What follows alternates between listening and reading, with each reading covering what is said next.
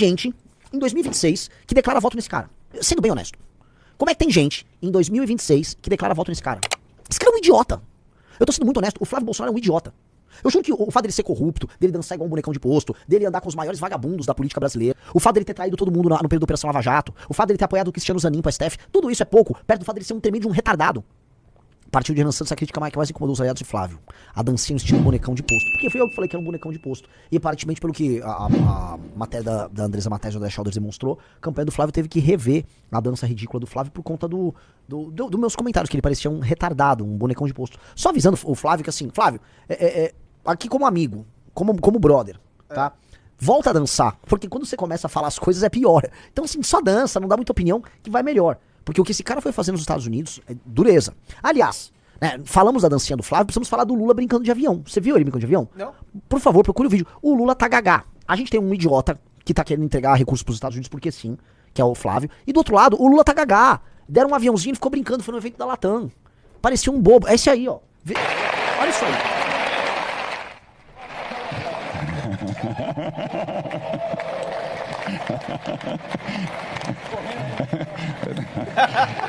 Presidente, que a gente tenha a energia que o senhor tem, sempre. Muito obrigado. Passo agora a palavra ao Silvio, nosso ministro de Portos e Aeroportos.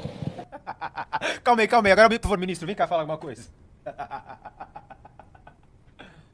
De novo, vocês percebem que o cara já não tá mais no rigor do cargo. Já tinha rolado aquela coisa na França, quando o Macron levou ele numa peça lá, alguma coisa meio teatralizada. Aí o Lula foi e deitou no chão igual um idiota, numa posição passiva, meio submissa. Uma posição até, vamos dizer, a semiótica sexual daquilo ainda tava tudo errada. O Lula tava parecendo um homem prestes a ser penetrado. Tudo errado, faltou assessoria e o homem tá ficando gagá. Agora ele vai nesse evento aí que veio da Latam, vejam só a reação dele. De novo, não, põe no começo. Os olhinhos meio distantes, jeitinho meio perdido. Aí o cara empurra o presidente, aí o presidente vai lá. Presidente, que a gente tenha a energia que o senhor tem, sempre. Muito obrigado. Passo agora a palavra ao Silvio, nosso ministro de Portos e Aeroportos. Muito boa E é isso, aí o presidente da República volta pro lugar dele, parecendo um idiota. Galera, enfim...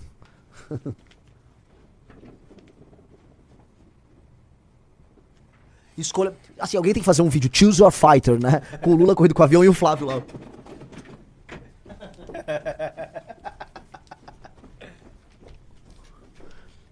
Que é isso, velho? Dureza. Esses caras juntos somados têm tipo 80% dos votos. De acordo com as pesquisas. Dureza. Mais de 80% dos votos.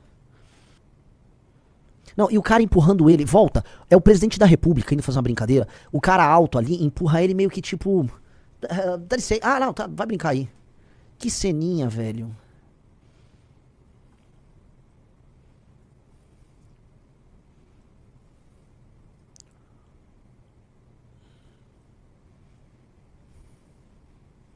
Que situação. Pois é, vamos lá. Meus queridos amigos, o Flávio, né, deu uma taqueadinha no Lula, vamos no Flávio, né? Eu fui convidado por algumas pessoas para estar nesse evento nos Estados Unidos, tá? Amigos que eu fiz lá nos Estados Unidos, vai lá, tal, dá uma entrevista aqui ali, eu falei, não, tenho que ganhar, eu tenho que crescer, né, ganhar espaço aqui no Brasil. E eu acertei, né? Foi um evento bem miado, inclusive em termos americanos, J.D. Vance não foi, Trump não foi. E aí a gente viu o Flávio lá, né? E precisamos falar sobre as falas do Flávio. Vamos lá. Here's what should really get your attention.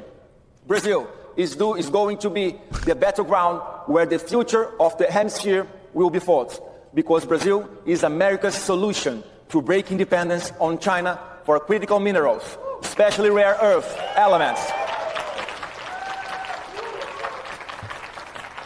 Right now, America still depends on China for about 70% of rare earth imports. And China controls 70% of global mining and over 90% of refining and processing. Why does it matter? These rare earths are essential for computer processors. O Flávio, ele tá completamente nervoso. Então ele tá segurando lá e ele tá balançando e ele tá tenso. Vocês entenderam que ele tá lendo, né? Você fala, onde ele tá lendo? Hoje existem uns teleprompters de acrílico que você põe meio que à distância. Entendeu? E aí você consegue ir lendo ali. Pode dar o play.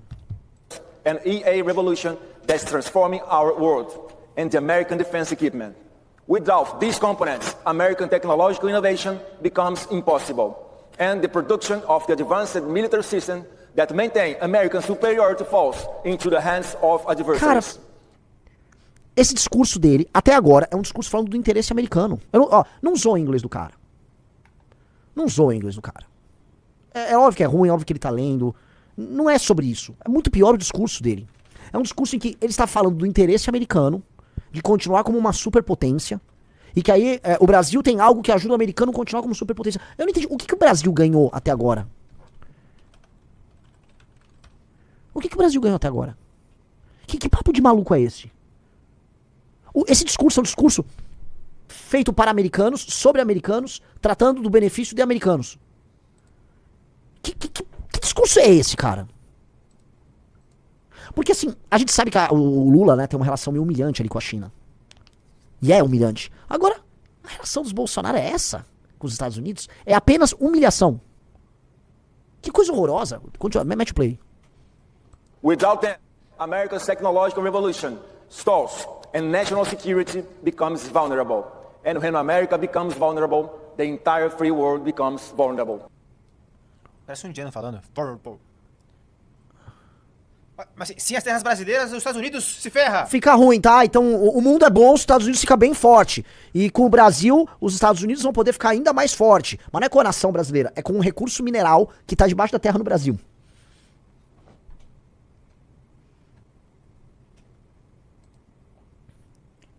Como é que tem gente, em 2026, que declara voto nesse cara? Sendo bem honesto. Como é que tem gente, em 2026, que declara voto nesse cara?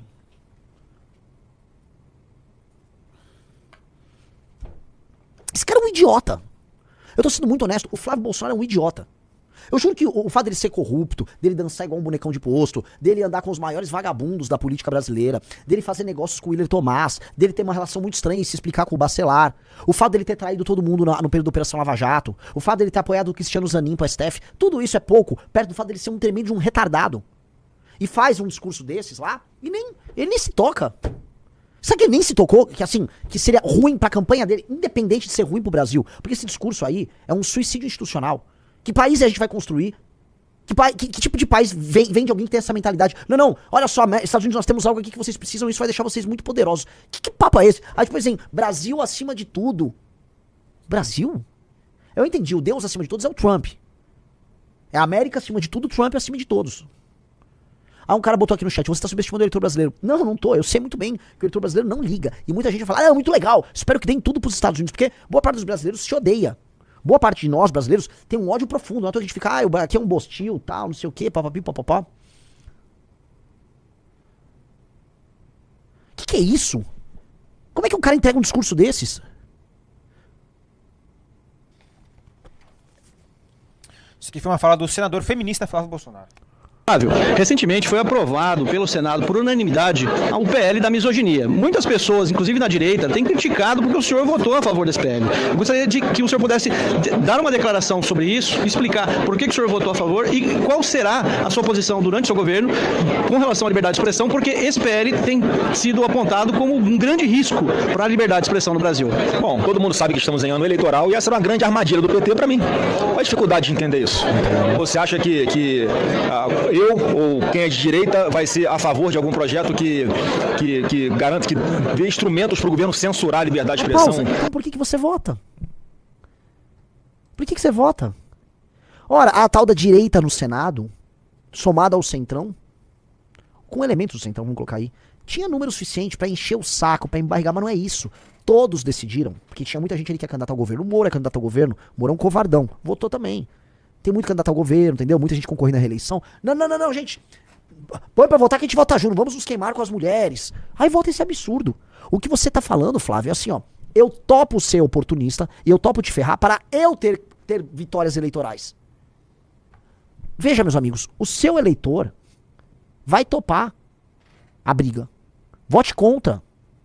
use o palanque pra votar contra e falar, e meter o dedo na cara do psolista ou do petista e falar: vocês não querem aumentar as penas pra crimes violentos que atacam também as mulheres, vocês não querem fazer a redução da maioridade penal. Boa parte dos crimes que atingem as mulheres no meio da rua, o roubo de celular de mulher, é feito por menor de idade. Porque o menor de idade ele já é mais fraco. Aí vai ver a mulher e fala: pronto. Né? Aqui, ó, vou assaltar a mulher. A maior parte dos assaltos em praia, arrastão, pra dar um exemplo do Rio de Janeiro, acontecem com mulheres.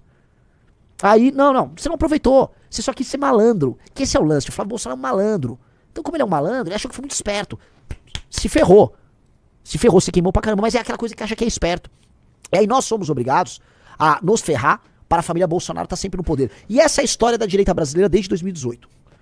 A direita, o antipetismo tem que se ferrar. Em última instância, o Brasil se ferra. Mas eles andam com a estratégia deles. Então é sempre assim, ó. Eu vou destruir a Operação Lava Jato, que prendeu o Lula, prendeu elementos do Centrão, prendeu praticamente toda a criptocracia brasileira.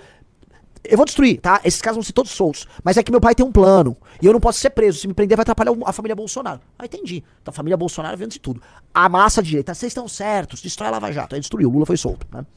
Aí passa o tempo. Ó, galera, fizemos um monte de cagada aí na pandemia, mas ó, fica quieto, porque, né, a gente é de direita, vocês não querem que o PT volta. Galera, eu vou estourar o teto algumas vezes. Foram 5 vezes que estouraram o teto. Na pandemia acho que foram 3. Teve uma fora da pandemia de 150 bi. Galera, eu vou aumentar aqui, eu vou permitir crédito consignado em cima de auxílio emergencial. Vou tacar-lhe grana no mercado aqui no eletrônico, porque o Brasil precisa ganhar.